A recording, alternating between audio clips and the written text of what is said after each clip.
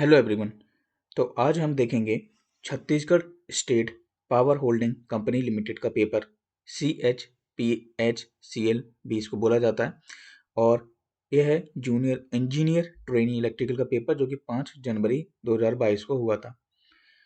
3 paper हुए थे अलग अलग डेट्स को। तो हम पहला पेपर डिस्कस करने जा रहे हैं। और याद रखना उड़ीसा IDCO इंडस्ट्रियल कॉरपोरेशन वाला पेपर भी 5 जनवरी 2022 को हुआ था। तो उस पेपर को भी आप देख सकते हैं। और जो भी इन जनवरी के एग्जाम्स में आपका जनरल अवेयरनेस यानी कि करंट अफेयर जो भी क्वेश्चंस इसके अंदर आ रहे हैं उनको आप पढ़ लेना, ठीक है। इस PDF को आप कहाँ से डाउनलोड कर सकते हैं? Telegram group SSC EE junction से। तो हम चलते हैं अपने पहले क्वेश्चन की ओर। Yes, here is the first question. और पहला क्वेश्चन आपका कह रहा है कि the forces represented in the given figure are called. तो देखिए कुछ फोर्सेस द्वारा आपका डायग्राम दिया गया है और आपसे पूछा गया है कि किस फोर्स को रिप्रेजेंट कर रहा है। तो देखिए इसका आंसर होगा कॉन्करेंट फोर्सेस। क्यों? क्योंकि concurrent forces the forces which meet one second which meet at one point are known as concurrent forces. The concurrent forces may or may not be collinear. For the concurrent forces, the lines of action of all forces met at a point and hence the movement of those forces about that point will be zero. बात करने का ये मतलब है कि concurrent forces में क्या होता है कि आप देख रहे होंगे डायग्राम, इसमें सारे जो फोर्सेस हैं एक ही पॉइंट पे मिल रहे हैं, ठीक है। तो उस फोर्स को बोला जाता है कॉन्करेंट फोर्सेस, ठीक है।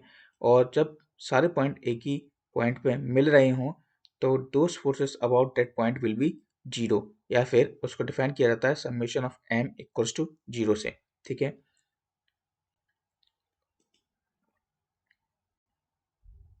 नेक्स्ट क्वेश्चन आपका है which of the following requires a greater number of diodes. तो आप जानते हैं अच्छे से full wave bridge rectifier will be your answer. कैसे? तो हम जानते हैं जैसे कि ये हाफ वेव रेक्टिफायर का डायग्राम है, ये आपका centre tap full wave rectifier का, और ये है आपका bridge type full wave rectifier.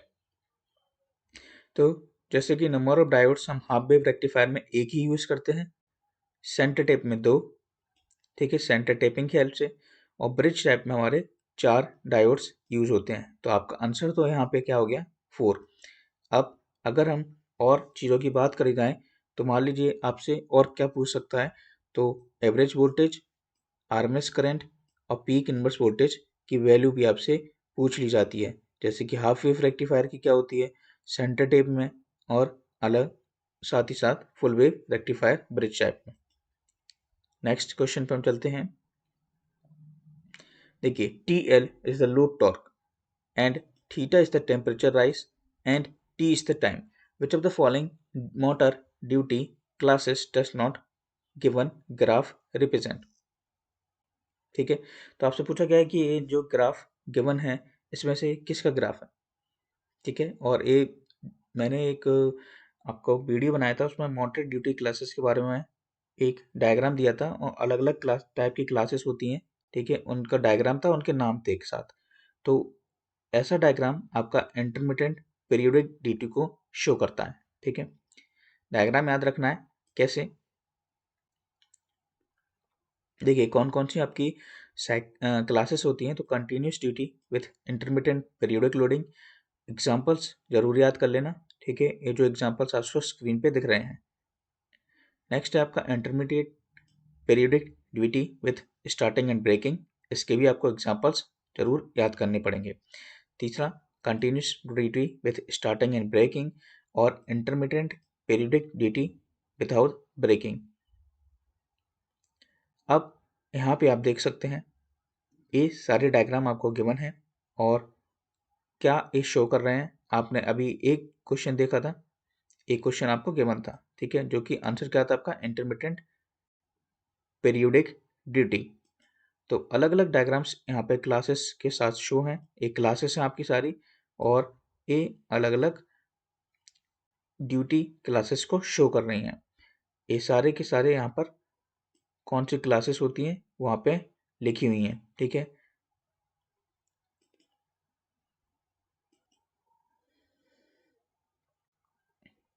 Next, for a P pole synchronous generator 180 degree electrical equals dash mechanical. तो थीटा इलेक्ट्रिकल आप जानते हैं, p/2 थीटा मैकेनिकल होता है, ठीक है। उसी प्रकार 180 degree electrical equals to 360 degree upon p times mechanical हो जाएगा, ठीक है।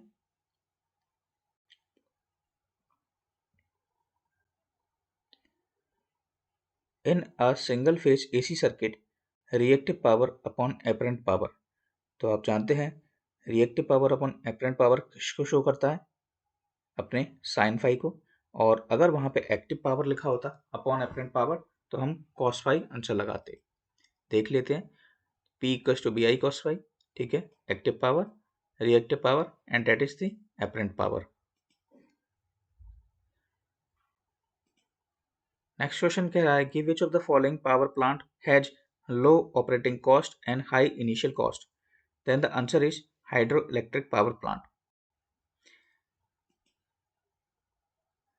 देखिए सम पॉइंट्स आपको स्क्रीन पे दिखाई दे रहे होंगे और यहाँ पे site thermal power plant, hydro power plant और न्यूक्लियर पावर प्लांट के आपको डिफरेंस शो हो रहे हैं। और यहाँ पे बात हो रही थी इनिशियल कॉस्ट की, ठीक है।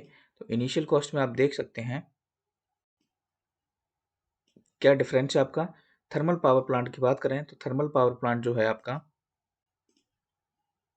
Initial cost is lower than those of hydroelectric and nuclear power plant. Hydro power plant में इनिशियल कॉस्ट ज़्यादा होता है क्योंकि डैम कंस्ट्रक्शन और एक्सकेवेशन वर्क बहुत होता है, ठीक है। न्यूक्लियर पावर प्लांट के अंदर इनिशियल कॉस्ट हाई होती है because of huge investment on building a nuclear reactor. Next है running cost. Running cost thermal power plant की हायर होती है हाइड्रोइलेक्ट्रिक और न्यूक्लियर पावर प्लांट से, क्योंकि यहाँ पे ह्यूज अमाउंट ऑफ कॉयल की रिक्वायरमेंट होती है। हाइड्रो पावर प्लांट में practically nil because no fuel is required. और न्यूक्लियर पावर प्लांट के अंदर except the hydro electric plant it has the minimum running cost because small amount of fuel can produce relatively large amount of power. और क्या question बनता है इन तीनों आपके power plant से, तो यहाँ पे स्टैंड बाई लॉसेस बन सकता है। ओवरऑल एफिशिएंसी इंपॉर्टेंट है, जहाँ की थर्मल पावर प्लांट की 25%, सबसे ज़्यादा एफिशिएंट आपका हाइड्रो इलेक्ट्रिक पावर प्लांट और यहाँ पे मोर एफिशिएंट देन दी thermal power plant. Maintenance cost की बात करी जाए तो क्वाइट हाई, यहाँ पे क्वाइट लो और very high as highly trained personnel. Transmission and distribution cost भी आप देख लेना और साथ ही साथ कॉस्ट ऑफ फ्यूल ट्रांसपोर्टेशन भी। तो ये सारे जो कि सारे पॉइंट्स हैं इन पे आप एक बार नज़र मार के जाना। String efficiency is a function of which of the following. तो देखिए स्ट्रिंग एफिशिएंसी का फॉर्मूला आप अच्छे से जानते होंगे। String efficiency is defined as the ratio of voltage across the string to the product of the number of strings and the voltage across the unit adjacent string। मतलब यह है कि स्ट्रिंग एफिशिएंसी का फॉर्मूला होता है B upon N into V N. वहाँ पे जो कैपिटल B है वो आपको शो कर रहा है voltage across the string, V N आपका है voltage across the bottom disc near to conductor, N आपका शो कर रहा है number of disc in the string। Considering speed and load torque, select the motor that is different।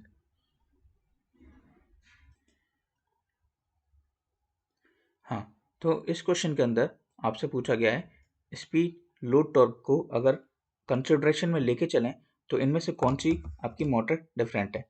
तो यहाँ पे answer होगा आपका डिफरेंशियल कंपाउंड मोटर, क्योंकि हम जानते हैं differential compound motor can provide zero speed regulation at full load और बिना किसी कंट्रोलर की हेल्प से।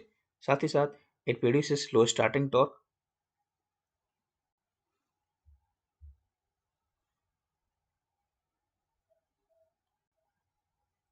Consider the following sources of energy and select the one that is different. तो यहाँ पे बाकी के रिन्यूएबल सोर्सेस है फॉसिल फ्यूल्स को छोड़ के। अगला क्वेश्चन है for the given circuit if the diode between B and D is removed then the output is. तो देखिए एक डायोड रिमूव कर दिया जाएगा तो ए किसकी तरह शो करेगा आपका, it will become the half wave rectifier.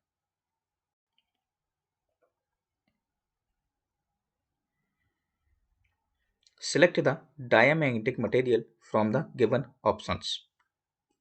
तो यहाँ हम बात कर लेते हैं diamagnetic, paramagnetic and ferromagnetic substance की। डायमैग्नेटिक सब्सटेंस आप जानते हैं are those substance which develop feeble magnetisation in the opposite direction, यानी कि मैग्नेटिज्म का जो अपोज करे वो होता है आपका डायमैग्नेटिक। पैरामैग्नेटिक में मैग्नेटाइजेशन होता है, ठीक है।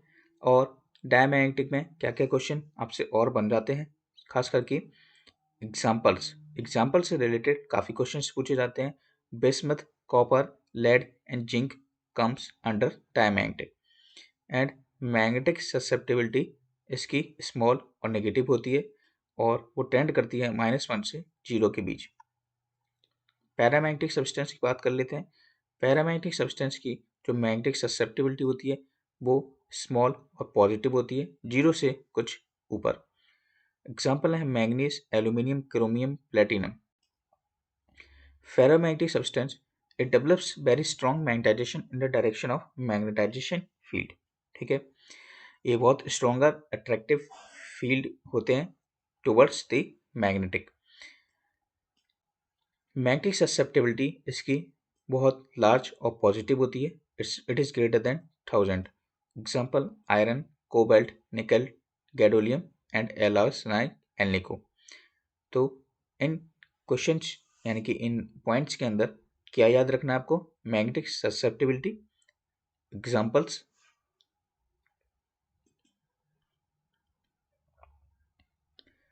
For the given transformer circuit if the turns ratio is 3:1 then the power transferred to the load is. तो देखिए आप जानते हैं कि ये प्राइमरी और सेकेंडरी वाइंडिंग्स आपको गिवन है, ठीक है, दो साइड्स आपको गिवन है। आप इस क्वेश्चन के अंदर क्या करेंगे कि लोड रेजिस्टेंस आपको 100 ओम दिया हुआ है, क्वेश्चन के अंदर देखेंगे तो RL 100 है, ठीक है।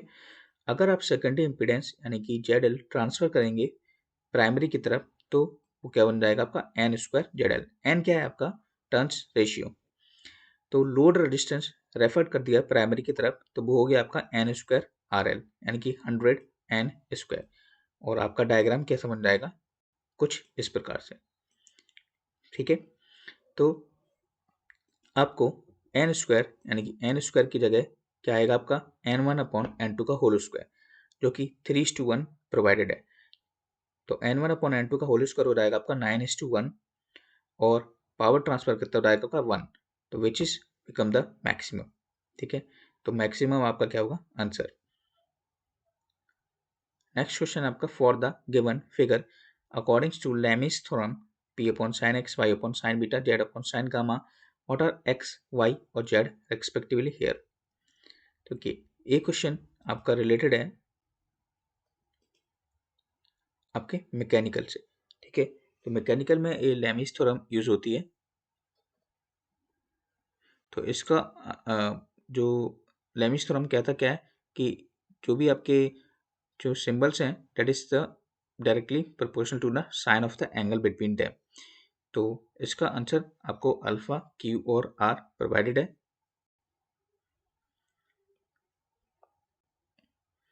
नेक्स्ट पीवीसी का फुल फॉर्म पूछा आपसे तो poly vinyl chloride is the answer. In a three phase induction motor the number of rotor slots are. तो जैसा कि आप जानते हैं कॉगिंग के बारे में, ठीक है। तो phenomena of magnetic locking between the stator and rotor teeth is called the cogging. ये फिनोमेना आपने सुना होगा कई बार, अलग अलग एग्जाम्स में वेरियस लाइन्स में आपसे पूछा जाता है। तो कॉगिंग कब होती है, जब नंबर ऑफ स्टेटर और रोटर स्लॉट्स इक्वल हो जाते हैं या फिर हैव एन इंटीग्रल रेशियो। तो इसको रिड्यूस करने के लिए, इस कॉगिंग को रिड्यूस करने के लिए नंबर ऑफ स्टेटर स्लॉट्स कभी भी इक्वल नहीं बनाने हैं आपके रोटर के स्लॉट्स के। और कैसे रिड्यूस होता है? By the help of skewed rotor. तो इसलिए आंसर क्या होता है? हमेशा जो रोटर के स्लॉट्स हैं वो नंबर ऑफ स्टेटर स्लॉट से कम होने चाहिए। देखिए, speed time curve of a train, the mark period 3।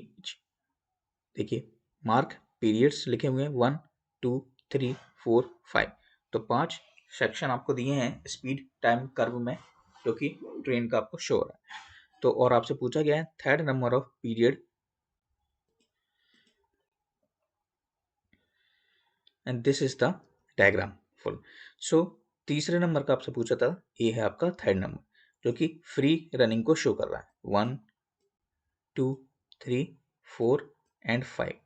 ये 5 के 5 पार्ट्स आपको दिए हैं, जो कि स्पीड और टाइम ग्राफ के बीच में डिनोटेड है। पहला आपको कांस्टेंट एक्सेलरेशन, दूसरा एक्सेलरेशन ऑन स्पीड कर्व, तीसरा फ्री रनिंग, फोर्थ कॉस्टिंग और फिफ्थ ब्रेकिंग को डिनोट कर रहा है। कॉस्टिंग भी आपसे कई बार पूछा गया है, ठीक है, और ब्रेकिंग भी आपसे पूछा गया है, कांस्टेंट एक्सेलरेशन भी पूछा गया है। तो ये तो आपको समझ में आ जाएगा, दिस इज एक्सेलरेटिंग, ए समतल है यानी कि फ्री रनिंग हो रही है, यहाँ कोस्टिंग हो रही है, और लास्ट में क्या करेंगे? ब्रेकिंग, यानी कि ये पूरा पीरियड रिटार्डेशन भी कहा जाता है। देखिए, इन अ ट्रांसफॉर्मर प्राइमरी करंट है आपको 500 एम्पियर, सेकेंडरी करंट है 5 एम्पियर, N1 अपॉन N2 पूछा है। क्वेश्चन में कुछ नहीं है, N1 अपॉन N2 आपका I2 अपॉन I1 के बराबर होगा, और वहां से आप किसकी वैल्यू निकालेंगे? N1 अपॉन N2 की। I2 भी आपको गिवन है 5 एम्पियर, और 500 एम्पियर आपका I1 है। तो I2 अपॉन I1 यानी कि 5 अपॉन 500, जो कि 5 upon 500 will become 1 upon 100। Which of the following represent the energy band diagram of semiconductor? तो देखिए, पहला ग्राम तो आपको इंसुलेटर का शो कर रहा है, क्योंकि यहाँ पे कंडक्शन बैंड और बैलेंस बैंड के बीच में बैंड गैप बहुत ज़्यादा है। दूसरा आपका जो है वो कंडक्टर को शो कर रहा है, क्योंकि यहाँ पे ओवरलैपिंग हो रही है, ठीक है। तीसरा बैंड गैप आपका लाई कर रहा है आपके किसके जो कि इंसुलेटर का आपसे पूछा था क्वेश्चन करता है, सेमीकंडक्टर का आपसे पूछा था, ठीक है। सेमीकंडक्टर कहाँ लाई करता है? आपका इंसुलेटर और कंडक्टर के बीच में, ठीक है। तो answer will be option number 3। Study the given figure and select the reactor system shown from the given options. तो ये जो डायग्राम शो कर रहा है रिएक्टर सिस्टम, ये है आपका बस बार रिएक्टर, और बस बार रिएक्टर में भी रिंग सिस्टम। देखिए, रिंग सिस्टम में क्या होता है? इस स्कीम के अंदर bus bar is divided into sections, and these sections are connected through reactors. Generally one generator feeds only one feeder. Under normal operation, each generator will feed its feeder and will supply very little power to other feeders. ठीक है, इसमें क्या करता है कि एक generator feed करता है केवल एक ही फीडर को, ठीक है। So the voltage drop and power loss becomes very low due to a small amount of power flow through reactors. ये तो हो गई रिंग सिस्टम की बात। दूसरा डायग्राम आपको दिख रहा है, ये है आपका tie bar system. Tie bar system में क्या होता है कि क्लियरली आपको फिगर में दिख रहा होगा कि two reactors in series, the two reactors in series between sections effectively, ठीक है। एक सीरीज में दो रिएक्टर्स आपके डिफाइन है, ठीक है। तो that there are two reactors in series between sections effectively, so the reactors of half the rating of those used in a comparable ring systems are required. Another advantage of the system is that we can connect additional generators to the system without changing the existing reactors. तो advantages भी आपसे पूछे जा सकते हैं। Next question, which of the following does the given circuit represents. तो देखिए, ये डायग्राम आपने पावर इलेक्ट्रॉनिक्स के अंदर देखा होगा, और इसे कहते हैं टू ट्रांजिस्टर एनालॉजी, जो कि आपके थायरिस्टर में होती है। एक पीएनपीएन डिवाइस को आप बाइसिंग करके पीएनपी और एनपीएन डिवाइस में कन्वर्ट कर देते हैं, ठीक है। जिसके अंदर आपको 2 emitter base collector base emitter, यानी कि इसका एन टू एन और इसका पी टू पी, यानी कि बेस से कलेक्टर, गेट से बेस को कनेक्ट करने पे आपकी 2 ट्रांजिस्टर एनालॉजी बन जाती है। ठीक है, और एससीआर को यानी कि थायरिस्टर की प्रोसेस करने में यूज हम अप्लाई किया करते हैं। तो इसका आंसर क्या होगा आपका 2 ट्रांजिस्टर एनालॉजी।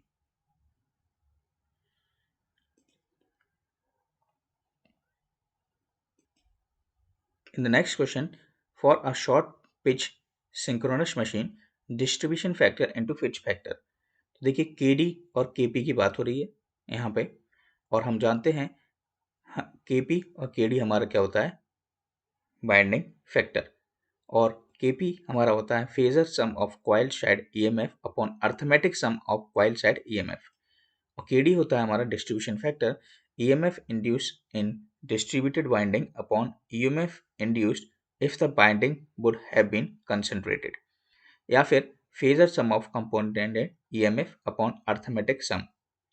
तो ऊपर फेजर की बात होती है, नीचे अर्थमेटिक सम की बात होती है।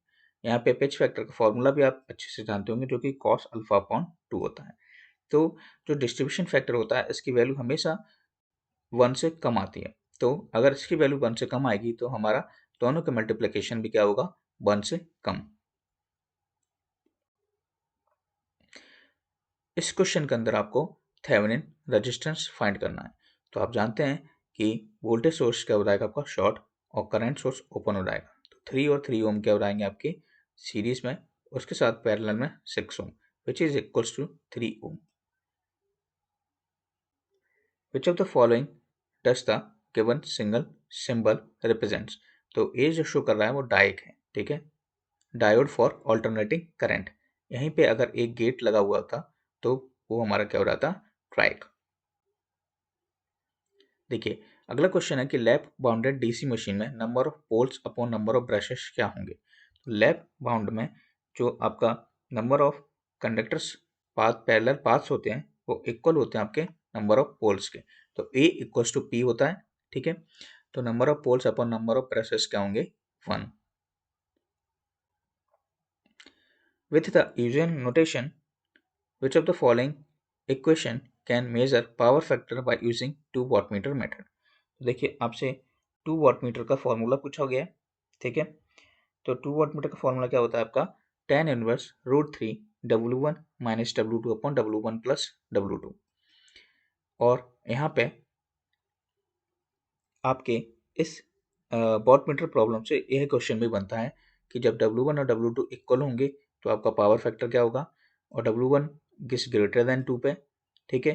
W1 की वैल्यू पॉजिटिव है, W2 की 0, तो क्या आपका पावर फैक्टर बनेगा, W1 पॉजिटिव है और W2 नेगेटिव है, तब क्या बनेगा, W1 पॉजिटिव और W2 नेगेटिव लेकिन दोनों इक्वल हैं, तब पावर फैक्टर क्या बनेगा। तो ये पूरी जो टेबल है ये आपको याद होनी चाहिए, क्योंकि यहाँ से क्वेश्चन जरूर बनता है।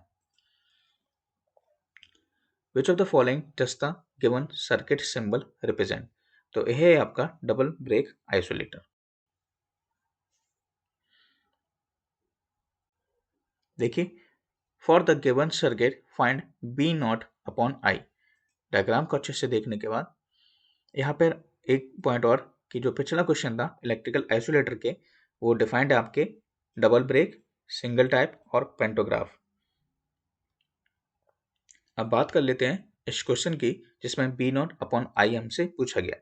तो देखिए यहाँ पे लूप लगाएंगे तो 12 माइनस 4i माइनस 2i, तो हमारा i 2 एम्पियर आ जाएगा। और हम देख रहे हैं क्वेश्चन के अंदर बी नॉट भी हमारा क्या है, 2i है, ठीक है। तो बी नॉट अपॉन आई यानी कि 2i अपॉन 2 जो कि i के बराबर हो जाएगा, 2 और 2 कैंसिल होने के बाद, और हमारा i क्या था, 2, तो आंसर क्या हो जाएगा, 2। ट्रुथ टेबल हमसे पूछी गई है, ठीक है।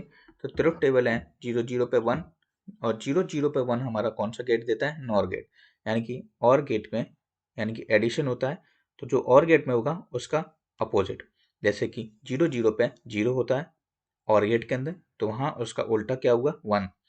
0 1 पे 1 तो 0, 1 0 पे 1 तो 0, 1 1 पे 1 तो उसका उल्टा 0।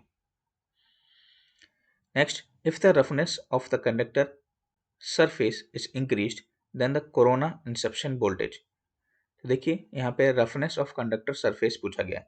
अलग अलग पॉइंट्स यानी कि सरफेस कंडक्टर सरफेस होते हैं जहाँ पे 1 से लेके 0.4 तक डिफाइन रहते हैं। यानी कि जैसे जैसे कंडक्टर सरफेस आपका 0.4 से 1 की तरफ जाएगा, कोरोना इंसेप्शन वोल्टेज जो होता है वो आपका डिक्रीज होते चले जाएगा। यहाँ तक कि आप कोरोना इंसेप्शन वोल्टेज का फॉर्मूला भी देखेंगे तो वहाँ पे आपको सरफेस ऑफ कंडक्टर की वैल्यूज डिफाइन कर करके वहाँ से डायरेक्टली प्रोपोर्शनल के हिसाब से आप देख सकते हैं। Which of the following is the correct KVL equation for the given circuit? तो यहाँ पे सर्किट गिवन है, वहाँ पे आपको KVL लगाना है। बहुत ही सिंपल क्वेश्चन है। Power factor of pure capacitive circuit upon power factor of pure resistive circuit. तो यहाँ पे आप समझ ही गए होंगे इसका आंसर क्या होगा, 0। क्वेश्चन के अंदर आपसे प्योर कैपेसिटिव और रेजिस्टिव सर्किट की बात हो रही है, इसीलिए पावर फैक्टर क्या होगा आपका, 0। And you know that the pure capacitive circuit consume reactive power from the supply source, इसलिए it consumes zero active power। देखिए which of the following is the drive shown in the given figure। तो इस diagram को याद रखना है आपको, जिसके अंदर motor, machine, belt, counter shaft, main shaft सारी चीजें गिवन है और भी पॉइंट्स यहाँ इंक्लूड हो सकते हैं। इसको कहा जाता है आपका ग्रुप ड्राइव। ठीक है, कई सारी ग्रुपों में आपकी यानी कि मोटर्स लगी हुई होती हैं, जिसको ग्रुप ड्राइव का नाम दिया गया है।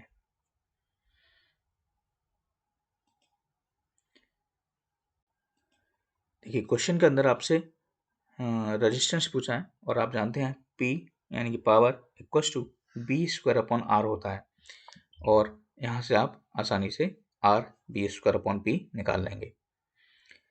An ideal PN diode when reversed bias behave like which of the following। तो फॉरवर्ड बायस में आप जानते हैं करंट फ्लो होगा, और इन the case of reverse bias it blockage the supply यानी कि करंट।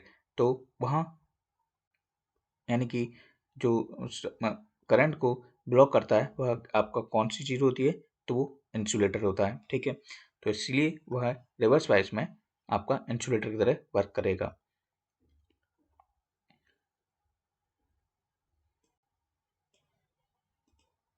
अगला क्वेश्चन है which of the following type of lighting is shown in the given figure. तो देखिए यहाँ पे एक लाइट सी दिख रही है जिसमें आपको बताना है कि कौन सी टाइप की लाइटनिंग है। तो ये है आपकी सेमी डायरेक्ट। तो सेमी डायरेक्ट लाइटनिंग सिस्टम जो होता है ये 60 से 90% ऑफ लाइट यानी कि प्रकाश डालता है, इंसिडेंट करता है फ्लोर और बॉल्स पे। ठीक है, तो यह जो डायग्राम दिया है वो सेमी डायरेक्ट लाइटनिंग को शो करता है। बाकी इनडायरेक्ट का डायग्राम कुछ इस प्रकार होता है और डायरेक्ट लाइटनिंग का कुछ इस प्रकार, यानी कि जो 90% से यानी कि 80, 90%, 100% तक जो लाइटनिंग आपकी डायरेक्टली इफेक्टेड करती है वो आपकी यानी कि वर्किंग एरिया पे वो आपकी कहलाती है डायरेक्ट लाइटनिंग, और अपोजिशन यानी कि 90 से 100% नहीं करती वो आपकी इनडायरेक्ट लाइटनिंग।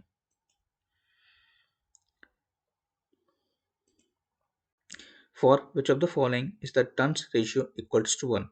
तो वह होता है आपका आइसोलेशन ट्रांसफार्मर टर्न्स रेशियो 1:1 होता है प्राइमरी और सेकेंडरी वाइंडिंग का। Which of the following is true for the common emitter configuration of a BJT with usual notation। तो बीटा आपका क्या होता है IC अपॉन IV और अल्फा आपका क्या होता है IC अपॉन IE। देखिए which of the following is an intermediate power plant. तो यहाँ पे इंटरमीडिएट पावर प्लांट यानी कि रिन्यूएबल सोर्सेस पावर प्लांट के तरफ से जिसको इंटरमीडिएट पावर प्लांट कहा जाता है वो होता है आपका solar power plant.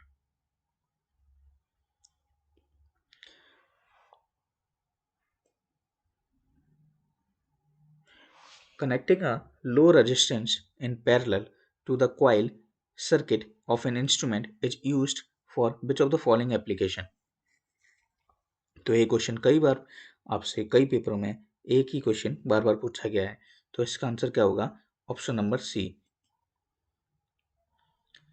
The ammeter is connected in series with this circuit to increase its range. अगर हम उसको रेंज बढ़ानी है तो means we have to enable it to read a higher value of current. यह तो हमको पता ही है। For this we connect a low value resistance in parallel to it which leads to bypassing a major portion of current through it। देखिए, which of the following is related to the functioning of isolator. तो isolator की बात इस paper के अंदर तीसरी बार हो रही है। तो पहला क्वेश्चन क्या था? डबल ब्रेक आइसोलेटर पे। दूसरा भी आपसे पूछा गया, ठीक है। और तीसरा क्वेश्चन है कि आइसोलेटर का फंक्शन क्या है। तो डिस्कनेक्शन करना under no load condition for safety isolation and maintenance. तो मेंटेनेंस करते समय हम आइसोलेटर का क्या फंक्शन लेते हैं? नो लोड कंडीशन में दो अलग अलग लाइंस को डिस्कनेक्ट करते हैं, और फॉल्टी कंडीशन में भी हम इस आइसोलेटर की हेल्प से दो लाइनों को डिस्कनेक्ट करते हैं under no load condition. Which of the following instrument is related to electric lightning. तो वो होता है आपका लक्स मीटर। लक्स मीटर, जिसको हम लाइट मीटर भी कहते हैं, और यह एक ऐसी डिवाइस है जो कि मेजर करता है इंटेंसिटी ऑफ लाइट को, और कॉमनली इसको हम फोटोग्राफी में यूज करते हैं। और इस लक्स किसकी यूनिट है? ब्राइटनेस और इल्यूमिनेंस की।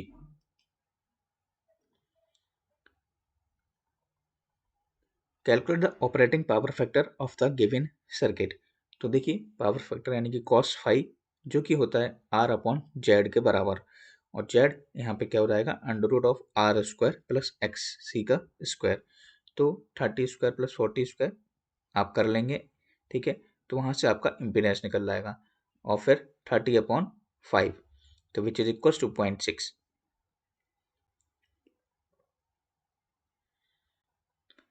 In the given figure, अगर T thickness है of the ice around the conductor, then find the expression for volume of ice per unit length। तो यहाँ पे आप देखेंगे तो ये जो टॉपिक है वो लिया गया है आपका effect of wind and ice loading, ठीक है। तो यहाँ पे जब volume of ice per unit length देखेंगे तो वो होता है आपका π/4 डी स्क्वायर, और डी आपका लिया गया है डी प्लस 2t का whole square minus D square, जो कि सॉल्व करने पे आपका आएगा pi T T plus T. तो इस तरीके से भी आपसे क्वेश्चन बन जाते हैं, यानी कि इंटरनली आप जितना पढ़ते जाएंगे बुक्स को, तो वहाँ पे आपको सारी चीज़ डिफाइन होती हैं।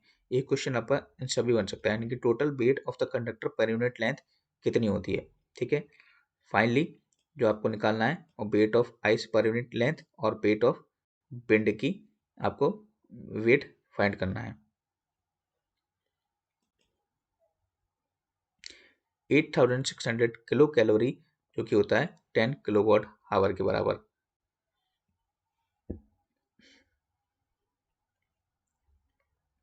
Study the given diagram if I1 2 ampere, I2 10 ampere, I3 4 ampere और I4 5 एम्पियर। तो I5 माइनस I1 आपको फाइंड करना है। तो देखिए, सबसे पहले तो आप I1 I2 I3 I4 और I5 के कॉम्बिनेशन से, यानी कि summation of I equals to 0 रख के वहां से आप I5 निकाल लेंगे, और I1 आपको 2 एम्पियर के बने, तो I5 आपका कितना आएगा? 3 एम्पियर, ठीक है। और I1 आपको 2 एम्पियर गिवन है, तो 3 minus 2 which is equal to 1 ampere. Which of the following is unitless. तो रिलेटिव परमेबिलिटी यानी कि म्यू आर की वैल्यू क्या होती है? यूनिटलेस, जो कि आप की और बाकी के जो पॉइंट्स हैं वहाँ फ्लक्स रिलेक्टेंस और फ्लक्स डेंसिटी की यूनिट्स होती हैं, ठीक है। The earth resistance of any earthing wiring should not be more than।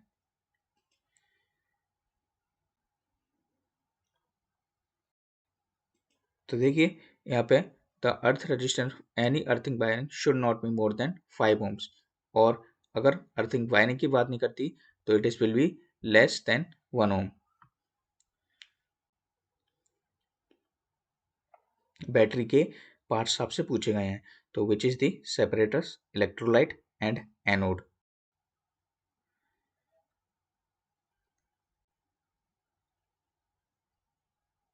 देखिए, दो वोल्ट मीटर हैं जो कि सीरीज में कनेक्टेड है 240 वोल्ट के सप्लाई के across. Resistance of voltmeter A और बी आपका 5 किलो ओम और 10 किलो ओम है। ठीक है, okay. So reading of meter A यानी कि voltage across A upon voltage across B आपसे पूछा गया है।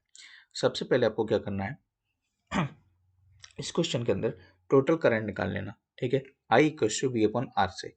जैसे आपका टोटल करंट निकल जाएगा, यानी कि आपको पता है कि सीरीज में मतलब आपके सर्किट में कौन सी करंट फ्लो हो रही है, उसी के साथ वोल्टेज ए यानी कि मीटर ए के अक्रॉस आपको पी ए यानी कि आई इंटू आर करना है, जो कि 5 किलो ओम से मल्टीप्लाई करना है। ठीक है, फिर 10 किलो ओम के साथ मल्टीप्लाई करना है, फिर उन दोनों का आपका निकाल लेंगे रेशियो। मेरे ख्याल से 80/160 वैल्यू आएंगी दोनों की, और 80/160 यानी कि 1/2 आपका आंसर हो रहेगा।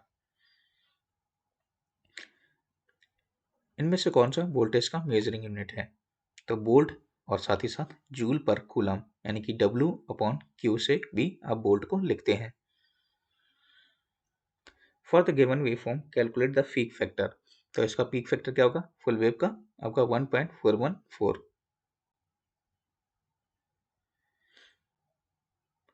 देखिए, क्वेश्चन में है कि which of the following losses is least significant while calculating the efficiency of a DC machine. तो एफिशिएंसी आप जानते हैं कि output power upon input power होती है। ठीक है, और output power plus input power plus losses, कुछ इस प्रकार से आप लिखते हैं। तो लॉसेस इंक्लूड रहते हैं जैसे कि आयरन लॉसेस, ठीक है, आर्मेचर कॉपर लॉसेस और फील्ड कॉपर लॉसेस। क्योंकि आप जानते हैं efficiency P output upon P input, और जैसे कि आप टोटल लॉसेस जब लिखेंगे तो वहाँ पे P C U plus P in यानी कि पी आई से डिनोटेड आपके लॉसेस दोनों होते हैं आयरन और कॉपर।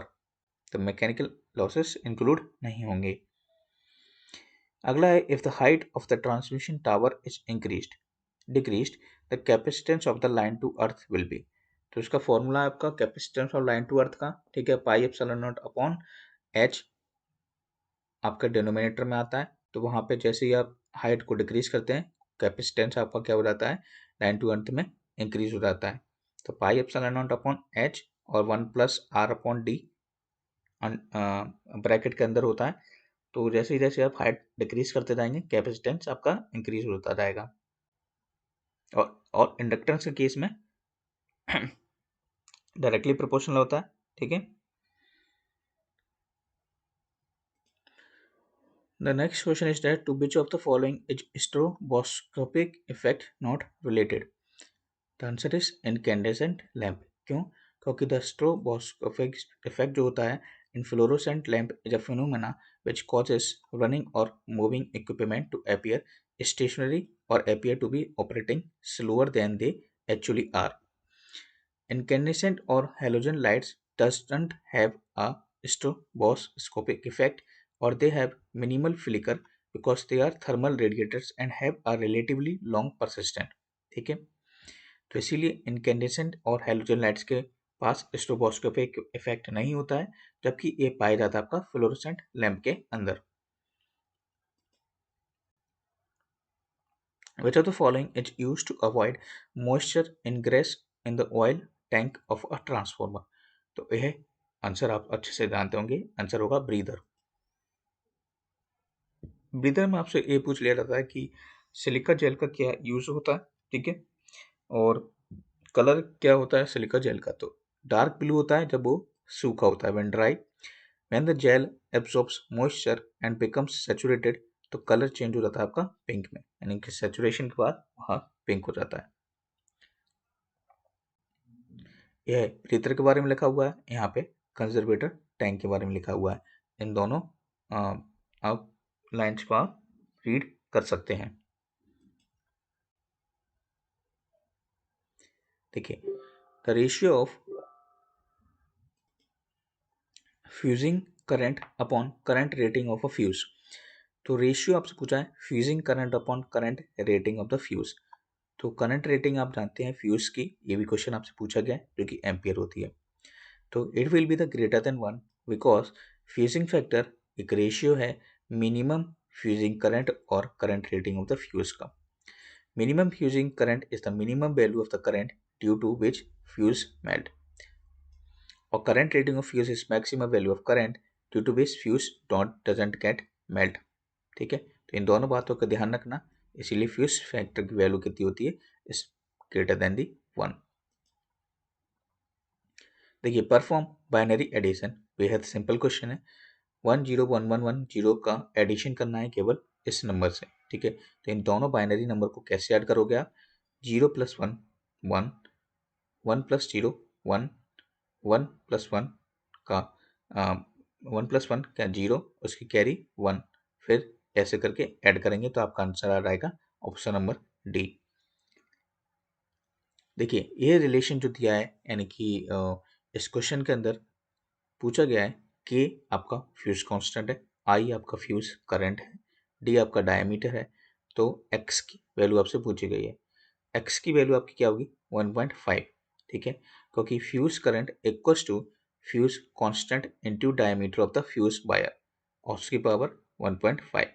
ये आपका पूरा फॉर्मूला है। It is the formula is related to fuse wire और fuse current. State whether the following statement are true और फॉल्स। तो देखिए salient pole rotor alternators have non uniform air gap और salient pole rotor alternators are mechanically robust. तो यहाँ पे salient pole rotor का जो यूनिफॉर्म गैप नहीं होता है, ये तो आप जानते होंगे क्योंकि वो किसका होता है, सिलेंड्रिकल का। ठीक है, और दूसरी बात जो लिखी हुई है कि salient pole rotors alternator mechanically robust, ये बात गलत है। सिलेंड्रिकल रोटर्स होते हैं वो मैकेनिकली रोबस्ट होते हैं, इसीलिए उनका यूनिफॉर्म गैप होता है, जिससे हमें फ्लक्स जो मिलता है वो सब बराबर मिलता है। ठीक है, not in the case of salient pole rotors. ठीक है,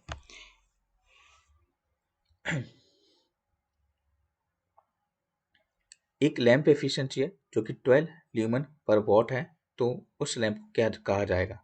तो देखिए 12 ल्यूमन पर वॉट की एफिशिएंसी जिस लैंप की है वो होती है इनकैंडेसेंट लैंप।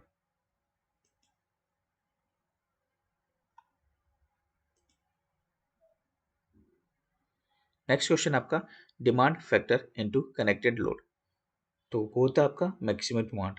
फॉर्मूला आप जानते होंगे, डिमांड फैक्टर का फॉर्मूला होता है maximum demand upon connected load. और देखिए इस टॉपिक पे यानी कि पावर प्लांट के इस टॉपिक पे मैं एक वीडियो बना चुका हूँ पूरा, जिसमें कई ढेर सारे क्वेश्चन इंक्लूड है, तो उस वीडियो को आप देख सकते हैं। ठीक है, और वो सारे के सारे क्वेश्चंस आपके प्रीवियस ईयर के हैं जो कि यूथ पब्लिकेशन से लिए गए हैं। Which of the following is not related to three phase squirrel cage induction motor, यानी कि SCIM के बारे में पूछा है। तो यहाँ पे स्पीड रेगुलेशन जो होता है वो SCIM का अच्छा नहीं होता है। ठीक है, आंसर क्या होगा, लो स्टार्टिंग टॉर्क, लो कॉस्ट और रोबस्ट कंस्ट्रक्शन। यहाँ पे आपसे पूछा गया है कि एक डायोड है जो कि आइडियल डायोड है और वोल्टेज ड्रॉप आपसे पूछा गया है रजिस्टर के अक्रॉस। तो यहाँ पे देख सकते हैं कि आइडियल डायोड है तो कोई भी ड्रॉप उस डायोड के अक्रॉस नहीं होगा, तो 20 वोल्ट ही आपका रजिस्टर के अक्रॉस का होगा ड्रॉप। आपसे पूछा गया है इस सर्किट के अंदर वाई इंटू बाई आर क्या होगा। तो देखिए सर्किट को सॉल्व करें या ना करें, लेकिन वाई इंटू बाई आर हमेशा क्या होगा, 0। VAWT का फुल फॉर्म आपसे पूछा गया है जो कि वर्टिकली एक्सिस विंड टरबाइन होता है।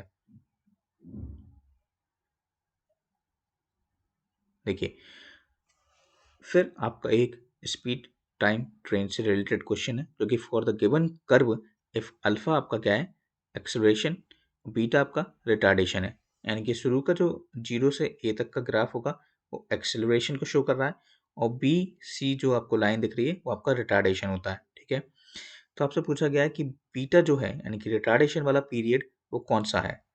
तो देखिए BM जो शो कर रहा है वो आपकी क्या है, मैक्सिमम वेलोसिटी को शो कर रहा है, यानी कि फ्री रनिंग पीरियड हमने देखा था। तो रिटार्डेशन का टाइम जो होगा वो Bm/T3 होगा, क्योंकि T3 कहाँ लाई कर रहा है, रिटार्डेशन में। ठीक है, तो answer is the Bm/T3। BJT से क्या रिलेटेड नहीं है, बेस एमिटर कलेक्टर आपके क्या है, आपके बीजेटी से रिलेटेड है। ट्रेन आपका किससे रिलेटेड है, मॉसफेट से। एल टी इनवर्स यानी कि L/T, स्पीड आप जानते हैं, डिस्टेंस अपॉन टाइम। ठीक है, तो एल टी इनवर्स यानी कि डिस्टेंस आपका L और टाइम आपका T, तो T ऊपर गया तो एल टी इनवर्स, यह आपकी क्या होगी, डायमेंशन। नेक्स्ट आपका the method of finding the centre of gravity of a square is same as that of a rectangle. तो जो सेंटर ऑफ ग्रेविटी जो स्क्वायर से फाइंड करते हैं आप, वही आप रेक्टेंगल से सेम मेथड से यूज करते हैं। ठीक है, अगला क्वेश्चन देख सकते हैं, बेहद सिंपल क्वेश्चन है। इस क्वेश्चन के अंदर आपसे पूछा गया है कि 0 से 100 वोल्ट का मूविंग कॉइल वोल्ट मीटर है with the internal resistance 2 ohm. It is used to measure voltage up to 200 volt. The additional resistance is connected in series. तो देखिए सीरीज रेजिस्टेंस का फॉर्मूला होता है meter resistance into M-1। R S E equal to R M M-1। R M आपका given है 2 ओम, और M कैसे निकालेंगे, यानी कि मीटर कांस्टेंट कैसे निकालेंगे, V अपॉन वी एम से। V आपको गिवन है 200 और Vm आपको गिवन है 100, यानी कि मीटर का वोल्टेज। 200 अपॉन 100 -1 जो कि 1 के बराबर आएगा, तो आंसर क्या होगा आपका 2 ओम। अगर आप शंट पूछा जाता तो फॉर्मूला क्या हो जाता, R S H equal to R M upon M-1। Which of the following can measure the AC current. तो टोंग टेस्टर जो होता है आपका AC करंट को डायरेक्टली मेजर कर सकता है, क्योंकि टोंग टेस्टर में क्या होता है, एक आपको दिखाई देगा प्लास जैसा, उसको हम टांग देते हैं उस वायर के अक्रॉस, वो करंट को कर लेता है, मेजर कर लेता है बाहर से। देखिए आपको करंट फाइंड करना है सर्किट के अंदर, बेहद सिंपल है। यहाँ पे 5 एम्पियर फ्लो कर रहा है और इसके अक्रॉस आप जो डॉटेड आपको लिख रहा है द नोड के अक्रॉस और नोडल वोल्टेज लगा लेंगे। जैसे हम नोडल वोल्टेज अप्लाई करेंगे तो IM आपका फाइंड हो जाएगा आसानी से, जो कि नेगेटिव लगभग आएगा अगर आप इसको सॉल्व करेंगे। फायर पॉइंट और फ्लैश पॉइंट किससे रिलेटेड है, तो देखिए फायर पॉइंट और फ्लैश पॉइंट है आपके कौन से पावर प्लांट से रिलेटेड है, तो आपके आते हैं डीजल पावर प्लांट के अंदर। ठीक है, which of the following is not an application of high resistivity material. तो कौन सा एप्लीकेशन नहीं है, हम जानते हैं ओवरहेड ट्रांसमिशन लाइन में हाई करंट की आवश्यकता होती है, इसीलिए ये हाई रेजिस्टिविटी मटेरियल का एप्लीकेशन नहीं है। जबकि ओवन हीटर स्टार्टर में H = I²RT एप्लीकेबल होता है। देखिए इस क्वेश्चन के अंदर भी आपको IS की वैल्यू फाइंड करना है, यहाँ भी हम नोडल अप्लाई कर देंगे। नोडल जैसे अप्लाई करेंगे आपको B की वैल्यू निकल जाएगी और आप सेकंड वाले लूप से करंट निकल लेंगे, तो डायरेक्ट टोटल करंट कितना आएगा, जो भी टोटल करंट आएगा वो आपका IS की वैल्यू होगी।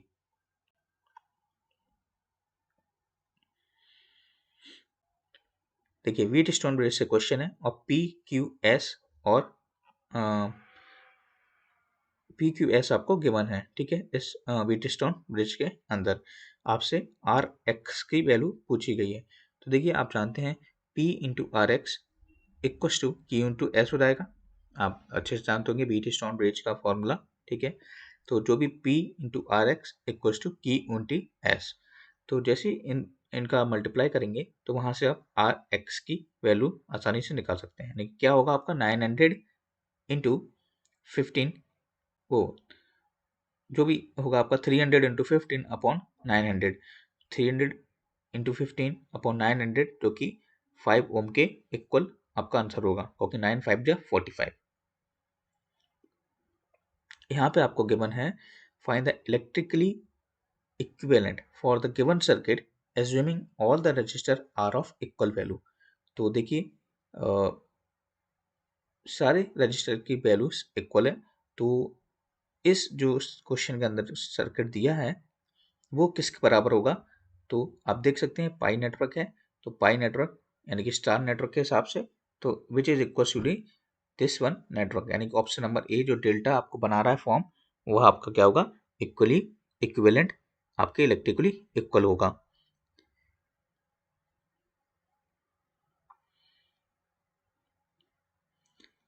देखिए यूजुअल नोटेशंस आपको गिवन है और सिंबल्स के अकॉर्डिंग ये दिया हुआ है, तो एक किस लो को शो कर रहा है, तो आपका ये BIR आप अच्छे से समझ गए होंगे, ये आपका ओम्स लो डिनोट कर रहा है।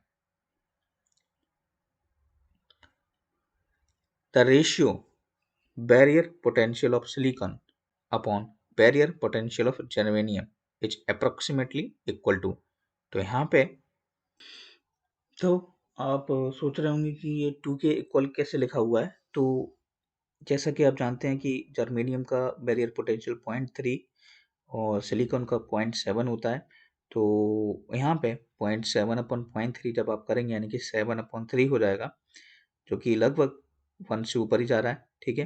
तो यहाँ पे इसीलिए इसका आंसर क्या दिया है, अप्रोक्सीमेटली 2।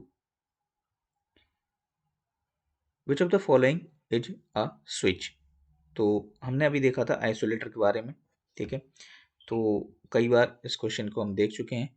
तो स्विच के तरह हमारा आइसोलेटर ऑपरेट करता है नो लोड कंडीशन में, जब भी फॉल्ट वगैरह की कंडीशन आ जाती है या फिर अलग अलग वेरियस की कंडीशन आती है, तो वहाँ से आप आइसोलेटर हमारा ऑपरेट होता है।